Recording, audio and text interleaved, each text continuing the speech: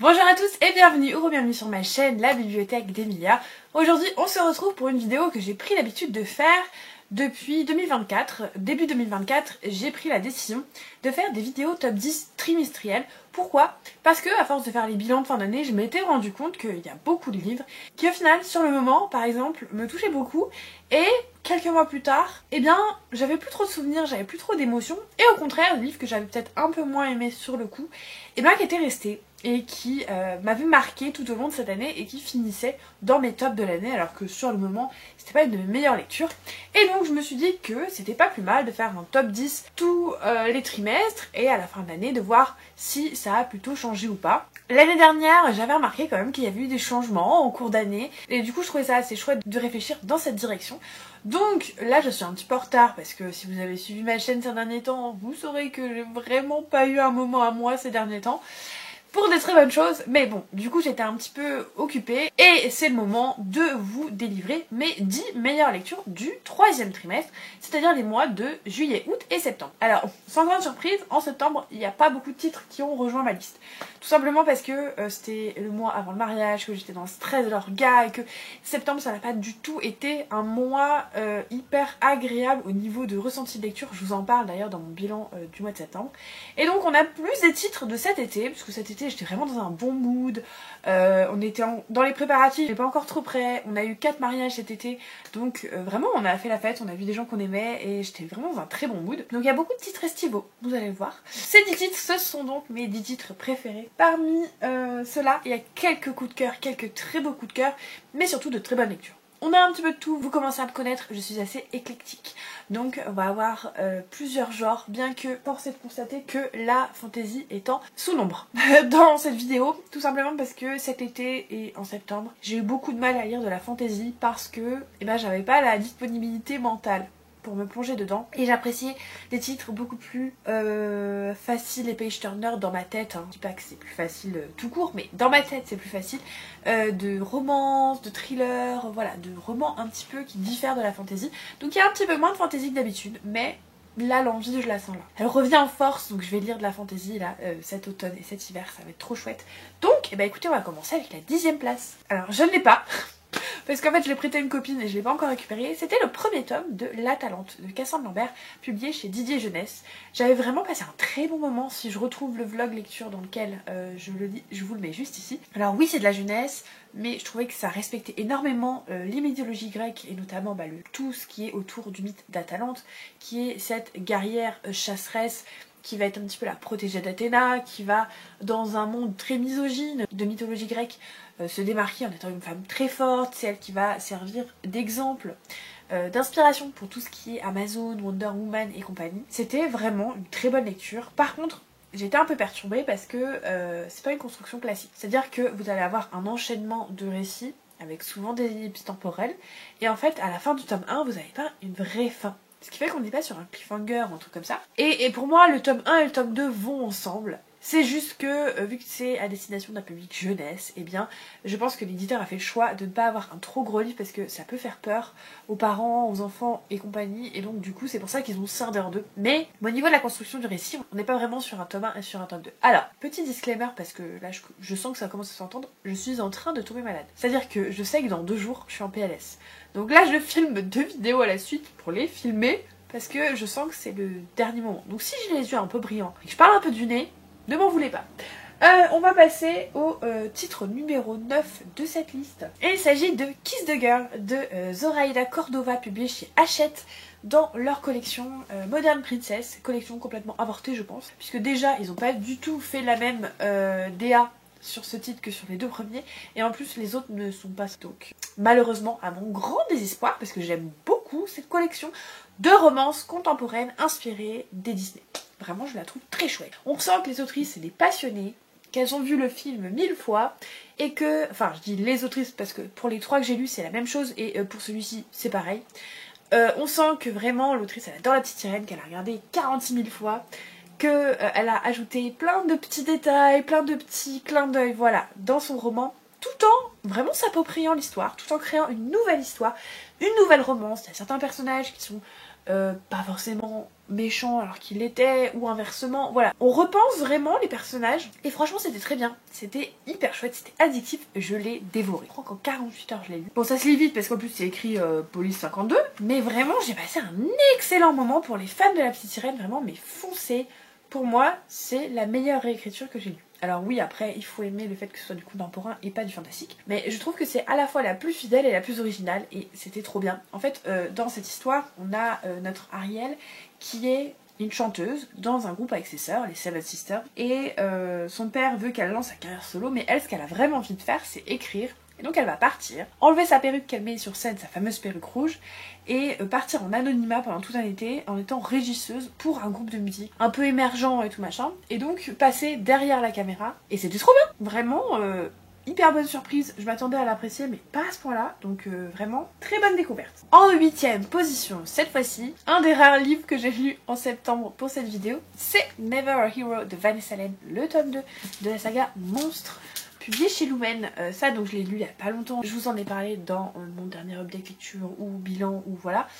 Et franchement j'ai passé un super moment. Cette saga personne n'en parle et je trouve ça trop dommage parce que elle est vraiment originale, elle a quelque chose que les autres n'ont pas et qui pour moi l'a fait se démarquer, et surtout elle traite d'un sujet que j'adore, c'est la distorsion du temps, que ce soit les voyages dans le temps, les conséquences d'un voyage dans le temps, les règles qu'il faut respecter, et vraiment je trouve que c'est hyper bien fait.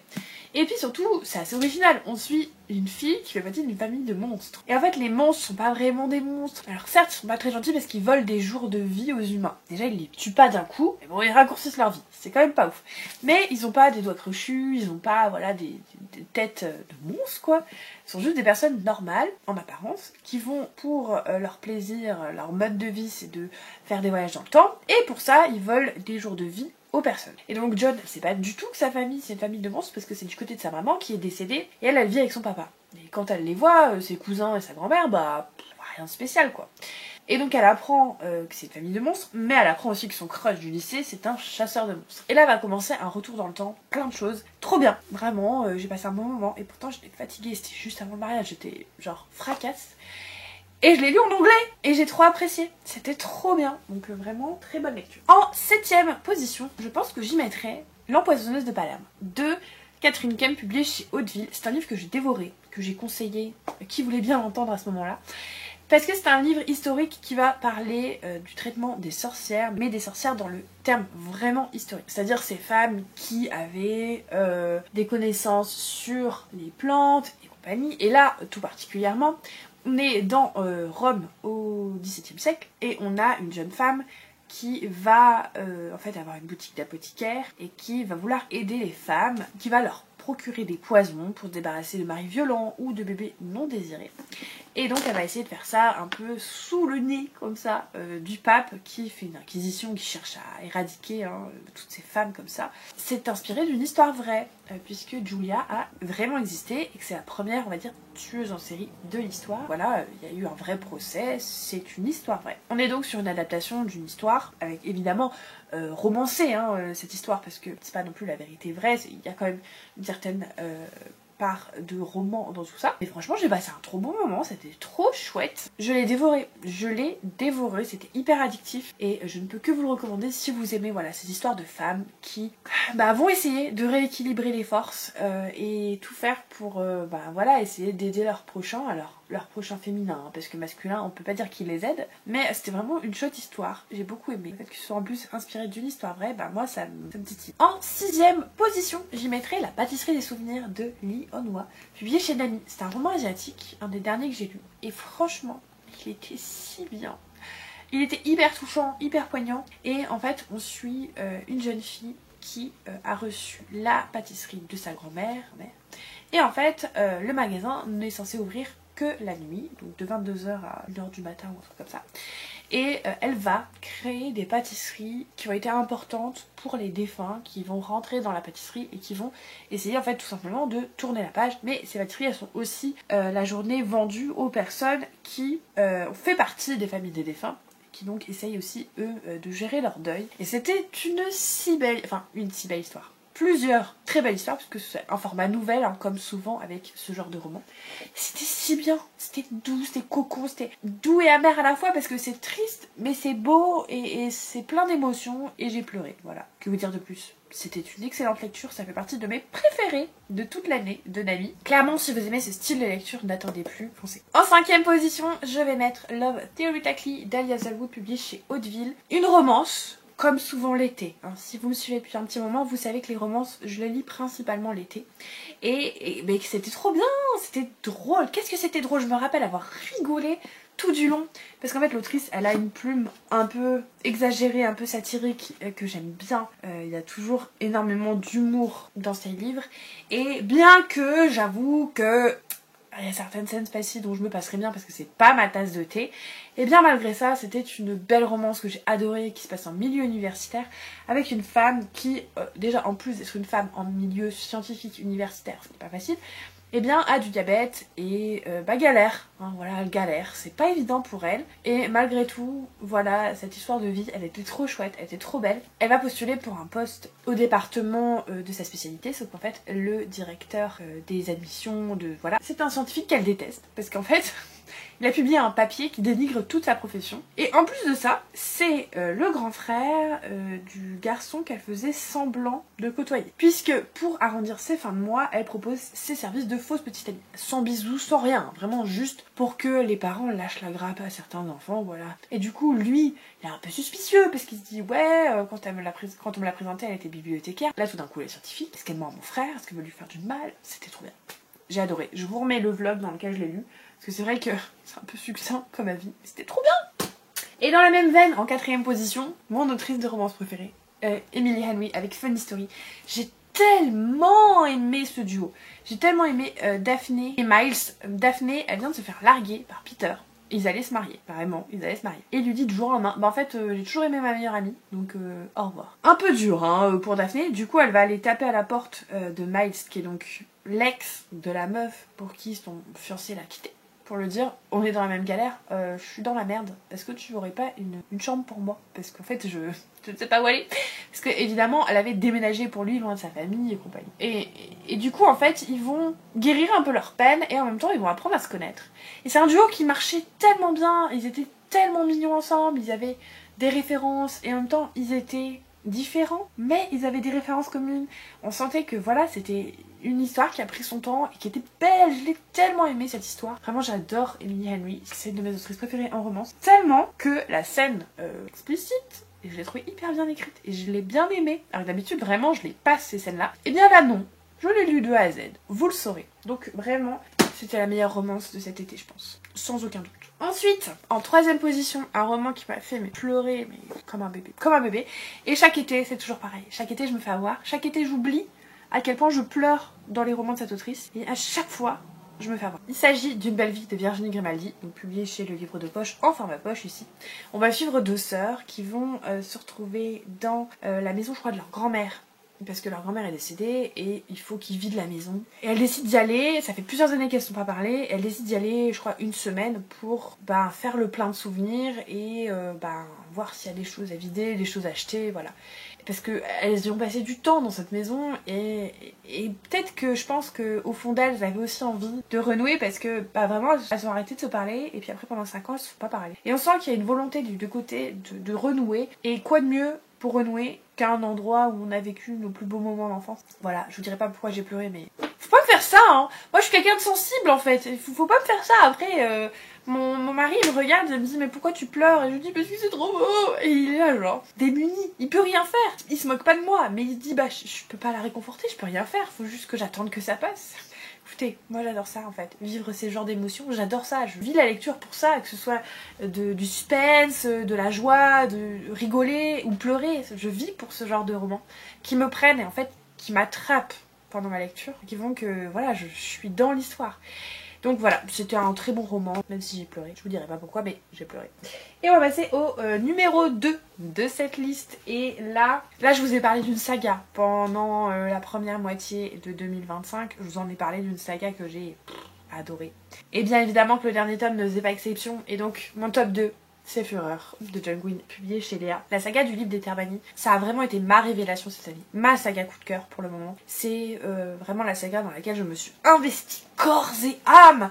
J'ai vraiment vécu chaque moment, que ce soit le stress, que ce soit les combats, que ce soit les romances, alors que pas du tout hyper plongé dans la romance, dans la fantasy de base.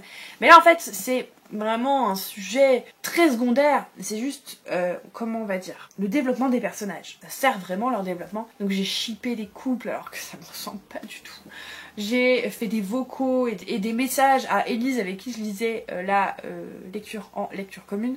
Pour lui dire mais il va se passer ça, je peux pas, si se passe ça, je vais mourir, limite, genre too much, drama queen. Mais c'est vous dire à quel point j'ai été embarquée dans cette saga. C'est une saga vraiment de high fantasy où on va avoir en fait une lutte classique entre le bien et le mal, mais c'est tellement bien, c'est tellement prenant, c'est tellement bien écrit, c'est tellement intelligent. Voilà, j'ai adoré.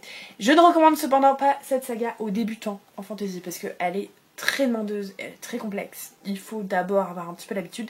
D'ailleurs, si ça vous intéresse, j'ai fait une vidéo sur comment passer de la fantasy young adulte à la fantasy adulte. Je vous la mise. Et donc c'est à mon top 2 sans grand suspense. Et enfin, vous allez dire, mais du coup, si c'est pas Fureur, le top 1, c'est quoi? C'est ça. Dernier train pour Kamakura, de Takeshi Murase, publié chez Nami. Ça vraiment, c'est un livre, il m'a attrapé. Il m'a pris, il m'a complètement broyé, il m'a rejeté. Voilà. Même construction d'habitude. Plusieurs petites nouvelles. Ici, on est à Kamakura, où il y a un train qui a déraillé et qui a coûté la vie à plusieurs personnes. Et on a une espèce de légende urbaine où si vous retournez à la gare où les personnes qui sont mortes sont montées, vous pouvez les revoir le temps d'un dernier trajet, pour leur faire leurs adieux en fait, tout simplement. Il y a plusieurs règles, par exemple, il faut pas leur dire qu'ils vont mourir, il faut pas essayer de les faire sortir du train, ça sert à rien. Et surtout, si jamais on va jusqu'au bout du trajet et qu'on ne sort pas à la dernière gare avant la tragédie, eh bien on meurt.